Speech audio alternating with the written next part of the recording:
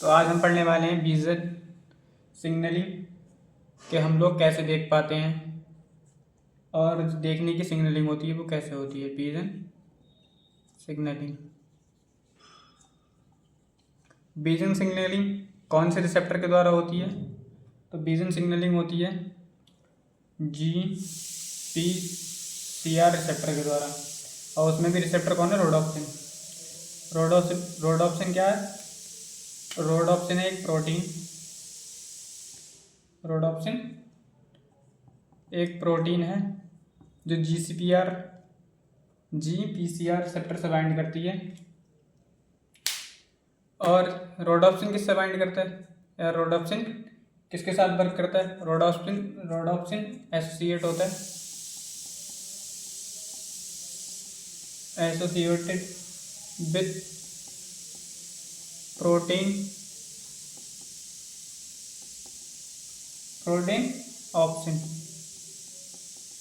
Obscene के साथ bind होकर और ये अपनी प्रक्रिया चला देते हैं। जी प्रोटीन, ये क्रिया होती कैसी है? ये सेल मेम्ब्रेन है या प्लाज्मा मेम्ब्रेन, सेल मेम्ब्रेन बात एक ये। इस पर होता है रिसेप्टर। कौन सा रिसेप्टर? इस रिसेप्टर का नाम है GPCR रिसेप्टर। इस पर लिगेंड बाइंड करते हैं। इसके लिए लिगेंड कौन है? लिगेंड बाइंड होते ही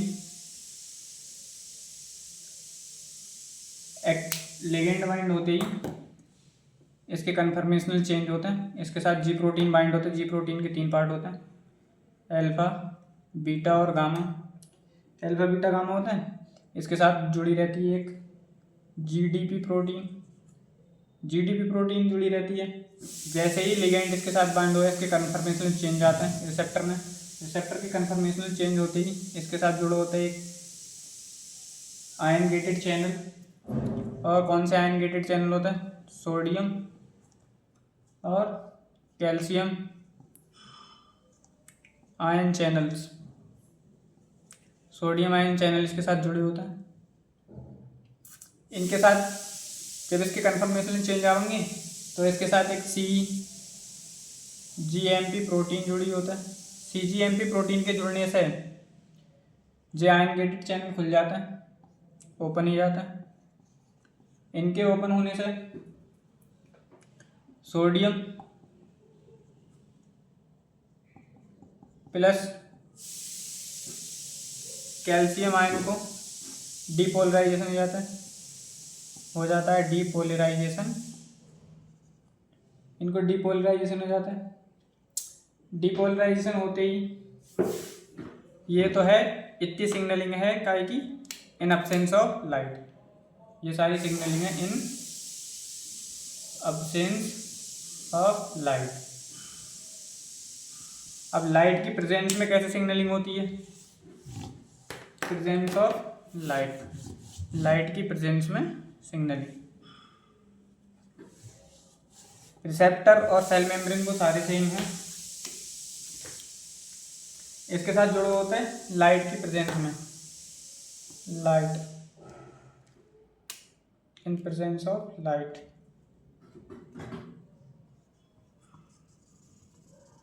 चल गया भैया। लाइट, अगर लाइट प्रेजेंट है तब क्या होगा? सिस रेटिनल प्रोटीन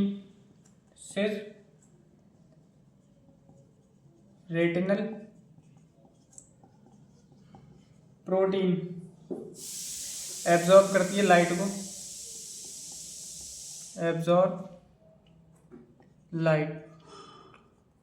सिस रेटिनल प्रोटीन एब्जॉर्ब करती है लाइट को और चेंज हो जाती है किसके द्वारा? सिस आइसोमेराइजेशन। सिस रेटिनल आइसोमेराइजेशन के द्वारा चेंज हो जाती है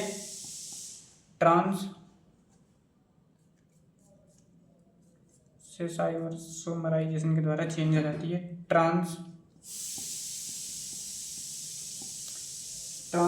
रेटिनल प्रोटीन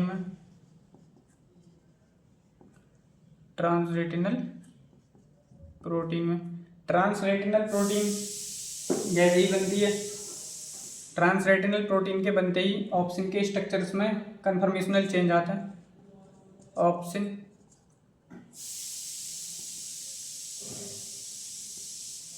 स्ट्रक्चर चेंज हो जाता है। ऑप्सिन के स्ट्रक्चर में चेंज होते ही जीटी प्रोटीन के स्ट्रक्चर में कन्फर्मेशनल चेंज आता है। जीटी स्ट्रक्चरल, जीटी प्रोटीन के स्ट्रक्चरल में चेंज आते हैं। जीटी प्रोटीन के स्ट्रक्चर में चेंज होने से जीटी प्रोटीन एक्टिव हो जाता है। जीटी प्रोटीन एक्टिवेट हो जाता है। जीटी प्रोटीन के एक्टिव होते ही सीजीएमपी प्रोटीन को फास्फोडाइएस्टरेज एंजाइम की सहायता से या जीटी प्रोटीन के एक्टिव होते ही सीजीएमपी को डाइएस्टरेज एंजाइम की सहायता से ब्रेक डाउन हो जाता है। सीजीएमपी फास्फोडाइएस्टरेज एंजाइम की सहायता से सीजीएमपी प्रोटीन को हो जाता है ब्रेक डाउन। सीजीएमपी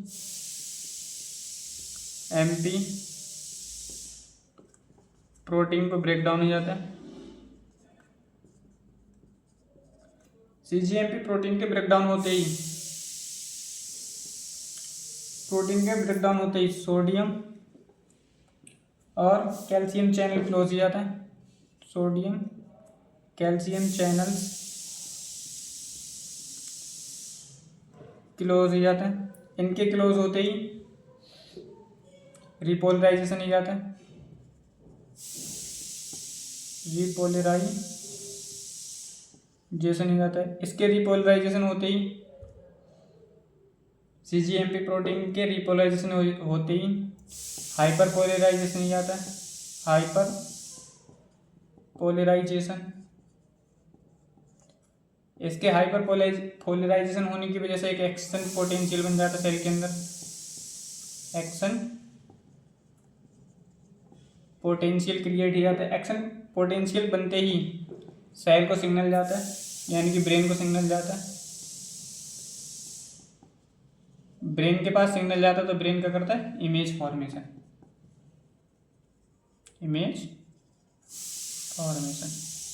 तो क्या है? सेल सिग्नलिंग ऑफ विजन, यानी कि विजन की सेल सिग्नलिंग कैसे होता है, कैसे सेल के पास सिग्नल पहुंच करके इमेज बनानी है। तो सबसे पहले सिस रेटिनल प्रोटीन क्या करती है? लाइट एब्जॉर्ब करती है। सिस आइसोमराइजेशन होता है सिस प्रोटीन को। ट्रांस रेटिनल प्रोटीन में चेंज आता है।